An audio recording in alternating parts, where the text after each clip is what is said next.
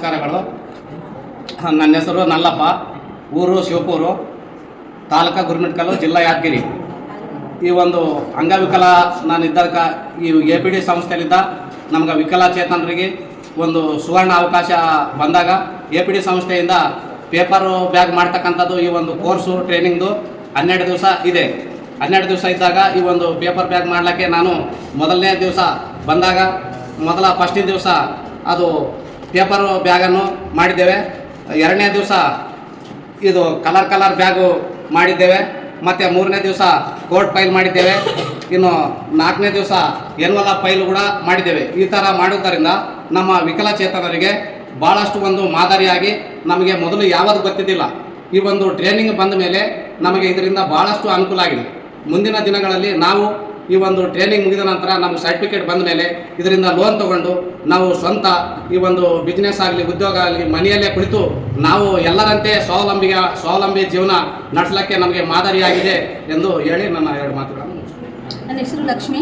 ನಮ್ಮದು ಗುರುಮಿಟ್ಕಲ್ ತಾಲೂಕು, ಯಾದಗಿರಿ ಡಿಸ್ಟಿಕ್ಕು. ನಮ್ಮದು ಚಪೇಟ್ಲ.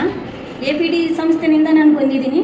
ಇವು ಪೇಪರ್ ಬ್ಯಾಗನ್ನು ಕಲ್ತಿದ್ದೀವಿ, ಈ ಕಲರ್ ಬ್ಯಾಗನ್ನು ಕಲ್ತಿದ್ದೀವಿ, ಕೋರ್ಟ್ ಫೈಲನ್ನು ಮಾಡಿದ್ದೀವಿ, ಇವು ಆಫೀಸ್ ಫೈಲನ್ನು ಮಾಡಿದ್ದೀವಿ, ಪೋಸ್ಟ್ ಆಫೀಸ್ಗೆ ಬರುತ್ತೆ ಅಂತ ಇದನ್ನು ಮಾಡಿದ್ದೀವಿ. ನಮಗೆ ಏನಾನ ಅಂಗವಿಕಲಿಗೆ ಒಳ್ಳೆಯ ಅವಕಾಶ ಇದು. ನಾವು ಮಾಡ್ತೀವಿ ಅನ್ನೋ ಉದ್ದೇಶ ನಮಗೊಂದಾಗಿದೆ. ನಾವು ಸಾಲ ಪಡೆದು ಏನನ್ನ ಮಾಡಬೇಕನ್ನೋದು ಆ ಒಂದು ನಮ್ಮ. ಎಲ್ಲರಿಗೂ ನಮಸ್ಕಾರ. ನನ್ನ ಹೆಸರು ಶಫೀಕ್ ಅಂತ. ನಾನು SBI RCTಯ ಫ್ಯಾಕಲ್ಟಿ.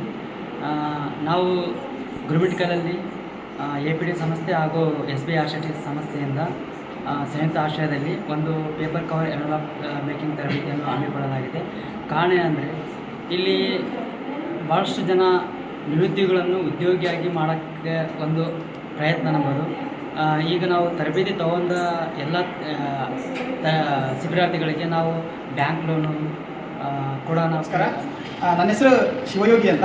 ನಾನು APD ಸಂಸ್ಥೆಯಲ್ಲಿ ತರಬೇತಿ ಮತ್ತು ಉದ್ಯೋಗ ಸಂಬಂಧಪಟ್ಟಂಗೆ ಸ್ಪೆಷಲಿಸ್ಟ್ ಆಗಿ ಕೆಲಸ ಮಾಡ್ತಾಯಿದ್ದೀನಿ. ಇವತ್ತಿನ ದಿನ ನಾವು ಈ ಒಂದು 13 ದಿನ ತರಬೇತಿ ಎನ್ವಲಪ್ ಮತ್ತು ಬ್ಯಾಗ್ ಮಾಡುವ ತರಬೇತಿ ಒಂದು ಸಮಾರಂಭ ಹಮ್ಮಿಕೊಂಡಿದ್ವಿ. ಈ ತರಬೇತಿ ಕುರಿತು ಮಾತನಾಡೋದಂದರೆ ಇಂಥ ಅವಕಾಶಗಳು ತರಬೇತಿ ಸಾಕಷ್ಟು ತರಬೇತಿಗಳು. ಈ 13 ದಿನದಲ್ಲಿ ನೀವು ಸಾಕಷ್ಟು ಆಫೀಸ್ ಫೈಲ್ ಮಾಡೋದನ್ನು ಮತ್ತು ಬ್ಯಾಗ್ ಮಾಡೋದನ್ನು, ಆಮೇಲೆ ಕೋರ್ಟ್ ಫೈಲ್ ಮಾಡೋದನ್ನು ಮತ್ತು ಪೋಸ್ಟ್ ಆಫೀಸ್ ಸಂಬಂಧಪಟ್ಟಂಥ ಒಂದು ಲಕೋಟಿ ಮಾಡೋದನ್ನು ಸಾಕಷ್ಟು ಕೌಶಲ್ಯಗಳನ್ನು ಕಲ್ತಿದ್ರಿ. ಕೌಶಲ್ಯ ನಮ್ಮ ಅಭಿವೃದ್ಧಿಯ ಮೊದಲ ಹೆಜ್ಜೆ ಅಂತ ಹೇಳ್ಬೋದು. ಅದಕ್ಕೆ ತಾವುಗಳು ಈಗ ಸಂಘಗಳನ್ನು ಮಾಡ್ಕೊಂಡ್ರಿ. ಆ ಸಂಘದ ಮೂಲಕ ಒಂದು ಗುಂಪು ಚಟುವಟಿಕೆ ಮಾಡ್ಕೊಂಡು ಬೇರೆ NRLM ಮತ್ತು NULM ಅನ್ನೋ ಒಂದು ಸಂಸ್ಥೆಯಿಂದ ತಮಗೆ ಸಾಲ ಸೌಲಭ್ಯ ಸಿಗುತ್ತೆ. ಅದು ಸಾಲವನ್ನು ತೆಗೆದುಕೊಂಡು ತಾವು ಒಂದು ಗುಂಪು ಚಟುವಟಿಕೆಯನ್ನು ಮಾಡೋದ್ರ ಮೂಲಕ ತಮ್ಮ ಸ್ವಾವಲಂಬನೆ ಜೀವನವನ್ನು ನಡೆಸ್ಕೊಳ್ಬೇಕಂತೇಳಿ ಕೇಳ್ಕೊಳ್ತಾ, ಅದಾದಮೇಲೆ ನಮಗೆ ಈ ತರಬೇತಿ ನಡೆಸ್ಕೊಳ್ಳಲು RCT ಅನ್ನೋ ಸಂಸ್ಥೆ ತುಂಬ ಸಪೋರ್ಟ್ ಮಾಡಿದೆ.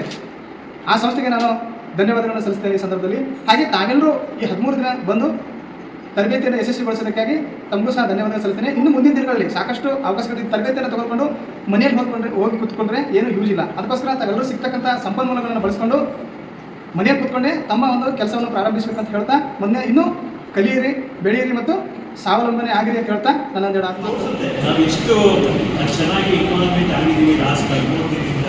ಮತ್ತು ಅದಕ್ಕಿಂತ ಮುಖ್ಯವಾಗಿ ಟ್ರೈನರ್ ಎಷ್ಟು ನೀಟಾಗಿ ನಿಮಗೆ ಟ್ರೈನಿಂಗ್ ಕೊಟ್ಟಿದ್ದಾರೆ ಅನ್ನೋದನ್ನು ಜಸ್ಟ್ ಒಂದು ನೋಡೋದ್ರ ಮೂಲಕ ನಾವು ಅರ್ಥ ಮಾಡ್ಕೊಳ್ಬೋದು. ಈ ಟ್ರೈನಿಂಗ್ ಬಹಳ ಯಶಸ್ವಿಯಾಗಿದೆ ಅಂತ. ಹಾಗೆ ಒಂದು ಇದರ ಉದ್ಯಮಶೀಲತೆ ಈ ಥರದ್ದೆಲ್ಲ ಕಾರ್ಯಕ್ರಮ ಆಗುತ್ತೆ.